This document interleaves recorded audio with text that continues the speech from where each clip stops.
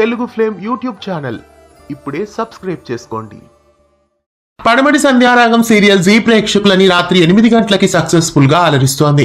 ఈ సీరియల్లో మొదట కిషోర్ క్యారెక్టర్ లో అనిల్ నటించారు. ఆ తర్వాత కిషోర్ క్యారెక్టర్ నుండి అనిల్ తప్పుకోవడంతో విజయ్ రెడ్డిని ఆ క్యారెక్టర్ లో ప్రవేశపెట్టారు. పడమటి సంధ్యారాగం సీరియల్ లో నటిస్తున్న ఆద్యతో ఇటీవల అనిల్ ఒక ఫోటో దిగి వాట్ ఈస్ హ్యాపెనింగ్ ఇన్ పడమటి సంధ్యారాగం అంటూ ఒక స్టోరీని పోస్ట్ చేశారు. దీన్ని బట్టి చూస్తుంటే పడమటి సంధ్యారాగం సీరియల్లో ఇప్పుడు కిషోర్ క్యారెక్టర్ చాలా అవసరం. అందువలన మళ్ళీ కిషోర్ క్యారెక్టర్ లోకి అనిల్ ఎంట్రీ ఇవ్వబోతున్నట్లు ఇక్కడ తెలుస్తోంది. పడమటి సంధ్యారాగంలో విజయ్ రెడ్డికి బదులుగా మళ్ళీ అనిల్ యథావిధిగా ఎంట్రీ ఇవ్వబోతున్నట్లు తెలుస్తోంది. పడమటి సంధ్యారాగం సీరియల్లో కిషోర్ గా ఆద్య తండ్రిగా మళ్ళీ అనిల్ ఎంట్రీ ఇవ్వడం మీకు ఎలా అనిపిస్తోంది? కిషోర్ క్యారెక్టర్ త్వరగా కథలో ఎంట్రీ ఇవ్వాలని మీలో ఎంతమంది అనుకుంటున్నారు?